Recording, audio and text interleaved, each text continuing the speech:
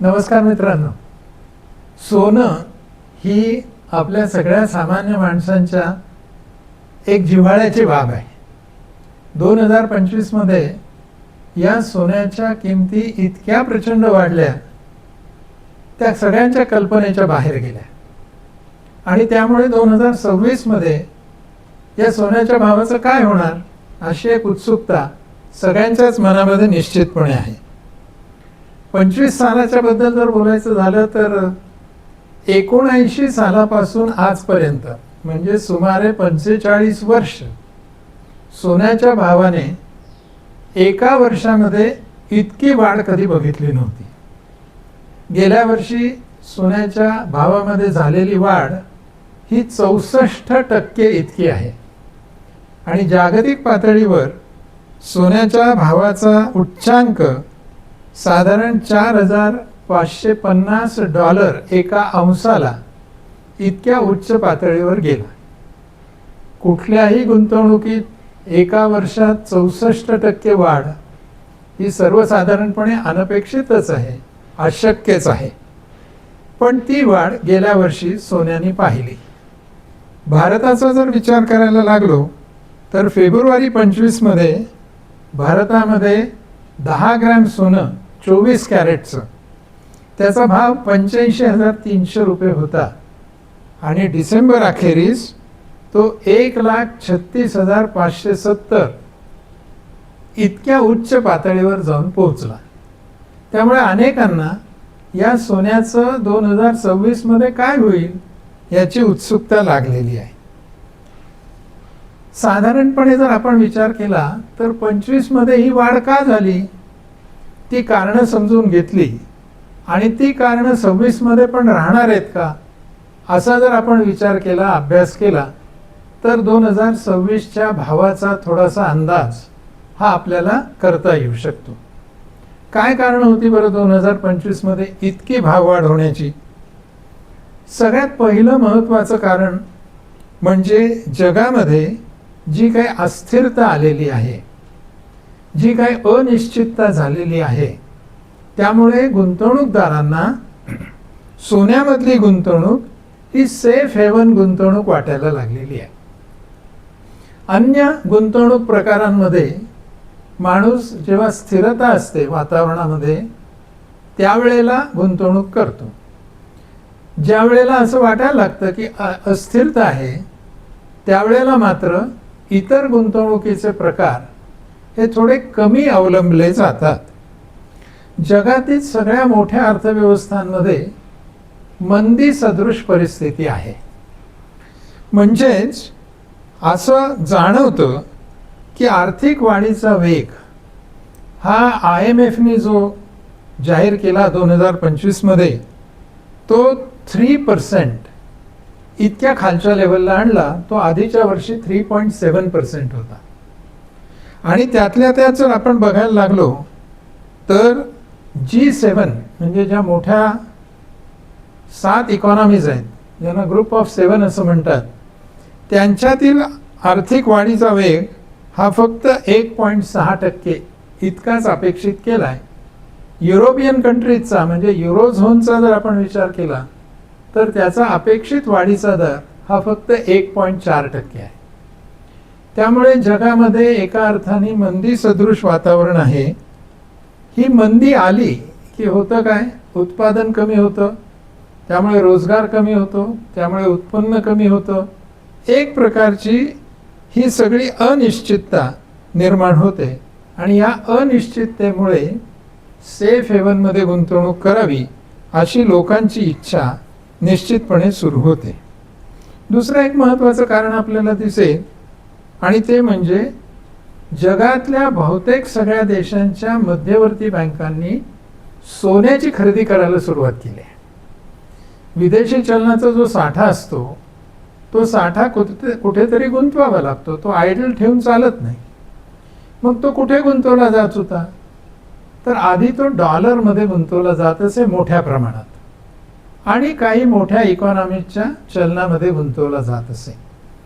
परंतु सध्या जगातली परिस्थिती इतकी अस्थिर झालेली आपल्याला दिसते की डॉलरवरचा विश्वास हा थोडासा कमी व्हायला लागलेला आहे. काही देश जाणीवपूर्वक डी-डॉलरायझेशनकडे वाटचाल करताना आपल्याला दिसत आहेत.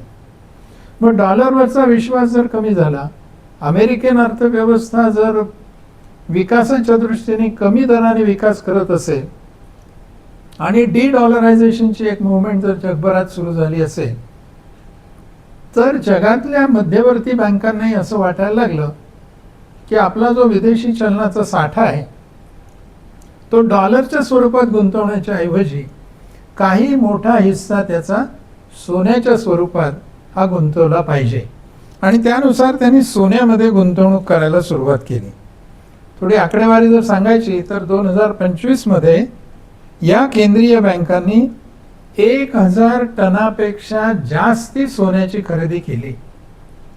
आपण कल्पना करू शकतो. आणि ही खरेदी गेल्या दशकाच्या सरासरीच्या दुप्पट आहे. म्हणजे किती मोठ्या प्रमाणावर सोनं खरेदी करायला सुरुवात झाली हे आपल्या लक्षात येईल. आणि जगातल्या सगळ्या मध्यवर्ती बँकांची मिळून सोन्याची जर साठा बघायला लागलो, स्टॉक बघायला लागलो, तर तो सुमारे 36,457 टन इतका मोठा साठा हा त्या ठिकाणी झालेला आहे. तेव्हा सोन्याची मागणी जशी समाजातनं येते, व्यक्तींकडनं येते, तशी ती मध्यवर्ती बँकांकडनं मोठ्या प्रमाणावर येते. आणि ही मागणी वाढली की स्वाभाविकपणे किमती वाढतात. एक आणखीन महत्त्वाचं कारण आहे आणि ते कारण ज्याला आपण जिओ पॉलिटिकल टेन्शन्स किंवा भूराजकीय तणाव असं मराठीत त्याला म्हणू शकतो. काय काय घडतंय बघा. गेल्या वर्षभरात युक्रेन आणि रशियाचं युद्ध, इकडे इस्रायल आणि गाझा पट्टीतलं युद्ध हे आपल्याला दिसत होतं. त्याचबरोबर नेपाळमध्ये काय झालं ते आपण बघितलं, बांगलादेशमध्ये काय झालं ते आपण बघितलं, पाकिस्तानची स्थिती काय आहे ती आपण बघतो आहोत. हे एक प्रकारचं भूराजकीय तणावाची परिस्थिती सगळीकडे आहे. आणि आता जर जानेवारी महिन्याची सुरुवात बघितली तर अमेरिकेने जो काही आता व्हेनेझुएलावर हल्ला केला आणि केवळ 30 मिनिटात तिथलं होत्याचं नव्हतं करून टाकलं, ही सगळी तणावाची परिस्थिती आहे. अशा तणावामध्ये एकीकडे आपल्याला चीन आणि तैवानचं काय चाललंय ते पण दिसत आहे. इराण संबंधात अमेरिकेने काही स्टेटमेंट केलेली आहेत, क्युबा संदर्भात काही स्टेटमेंट्स केलेली आहेत. या सगळ्याचा जर विचार केला तर हा तणाव काही कमी होईल अशी लक्षणं दिसत नाही आहेत. एकीकडे युद्ध संघर्ष आहे, त्यामुळे अनिश्चितता वाढती आहे. व्यापाराचे निर्बंध अमेरिका वेगवेगळ्या देशांवर लावते आहे, त्यामुळे जागतिक व्यापारात मंदी येते आहे. भूराजकीय तणाव असल्यामुळे लष्करावरचा खर्च वाढतोय आणि असा संरक्षण खर्च वाढल्यामुळे सरकारांना कर्ज घ्यावं लागतं आहे. ही सगळी परिस्थिती गुंतवणूकदारांना भीती निर्माण करणारी आहे आणि म्हणून ते सेफ इन्व्हेस्टमेंटकडे जाण्याचा विचार करत आहे. एक आणखीन कारण ज्याचा मी आत्ता उल्लेख केला बोलता बोलता, तो म्हणजे संरक्षणावरचा खर्च वाढलाय. आता इतर खर्च तर कमी होत नाहीत, पण संरक्षणाचा खर्च वाढलाय. त्यामुळे स्वाभाविकपणे बऱ्याच देशांचं बजेट हे तुटीचं बजेट झालंय आणि ते तूट वाढत चालली आहे. ही तूट भरून काढण्यासाठी हे देश कर्ज घेत आहेत आणि या कर्जाचा डोंगर वाढत चाललाय. त्यामुळे कर्जावरचं व्याज देणं, कर्जाच्या परतफेडीचे हप्ते देणं, हे सगळं एक बर्डन या देशांच्यावर येत आहे. आणि हा लष्करी खर्च जो वाढलाय ना, आपण जर बघितलं तर हे कर्ज वाढीला कारणीभूत झाले. आज जपानचं देशावरचं कर्ज हे GDPच्या 243% आहे. अमेरिकेचं कर्ज 123% आहे. ही अशी प्रगत राष्ट्र कर्जाच्या ओझ्याखाली गेलेली आहेत आणि त्यामुळे स्वाभाविकपणे एक आणखीन आर्थिक अस्थिरता ही आपल्याला आलेली दिसते. याच्याच जोडीला आर्थिक निर्बंध लावायलाही सुरुवात केलेली आहे अमेरिकेने. अमेरिकेने किती मोठ्या प्रमाणावर टॅरिफ्स 2005 मध्ये लावले ते आपण बघितले. त्यातले काही मागे घेतले, काही ठेवले, काही कमी केले. त्याचबरोबर नुसतेच टॅरिफ्स नाहीत तर रशियावर लावलेले निर्बंध, हेही आपण बघितले. या सगळ्यांमुळे एक अस्थिरता आली, डॉलरवरचा आणि अमेरिकेवरचा विश्वास कमी झाला. त्यामुळे सेफ हेवन इन्व्हेस्टमेंट म्हणून सगळं जग हे आता सोन्याकडे बघू लागलं.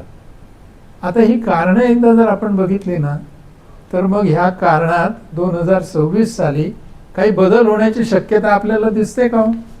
मला असं वाटतं बदल होण्याची कुठेही शक्यता नाही.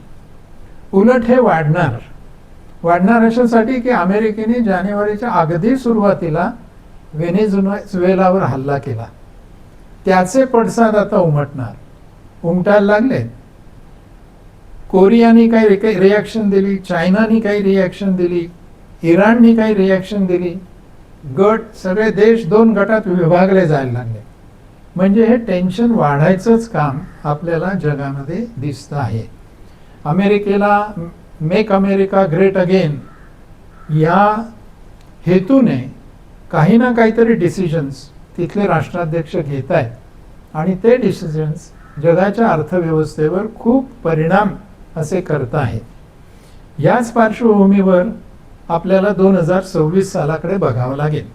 कारण अजून बांगलादेशामध्ये निवडणुका व्हायच्या आहेत, नेपाळमध्ये निवडणुका व्हायच्या आहेत, आपल्याला माहिती नाही युक्रेनमध्ये काय होणार आहे. त्यामुळे ही परिस्थिती अशीच राहणार आहे.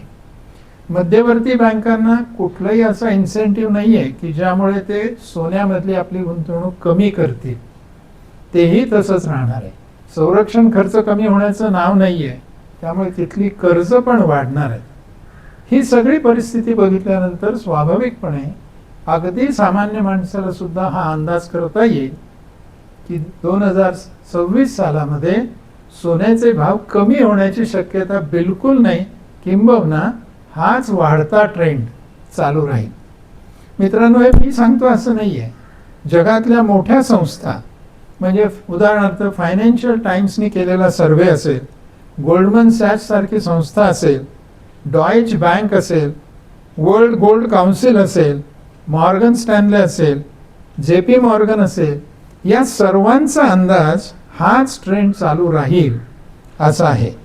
इंग्रजीत सांगायचं तर बुलिश टू मॉडरेटली बुलिश असा ट्रेंड, असा अंदाज या सगळ्या संस्था वर्तवत आहेत. या संस्थांच्या अंदाजाची सरासरी जर काढली तर आत्ता जो सोन्याचा भाव साधारण $4,540 प्रति अंश आहे, तो साधारणपणे $4,900 ते $5,000 प्रति अंश इथपर्यंत राहील असा अंदाज आपल्याला दिसतो. मध्यवर्ती बँका सोने खरेदी करतच राहतील, भूराजकीय अस्थिरता तशीच राहील. अमेरिकेचं फेड कदाचित व्याजदर कमी करेल आणि ते जर कमी झाले तर पुन्हा सोन्याकडची मागणी वाढेल आणि लोक आता गुंतवणुकी म्हणून सोन्याकडे बघायला लागले. पूर्वी गुंतवणूक नव्हती, दागिन्यांसाठी सोनं होतं, आता गुंतवणुकीसाठी सोन्याकडे जायला लागले. म्हणून आगामी वर्षामध्ये किंवा चालू 2026 वर्षामध्ये सोन्याचा ट्रेंड हा रायझिंगच राहील असं मानण्याला भरपूर वाव आहे. धन्यवाद.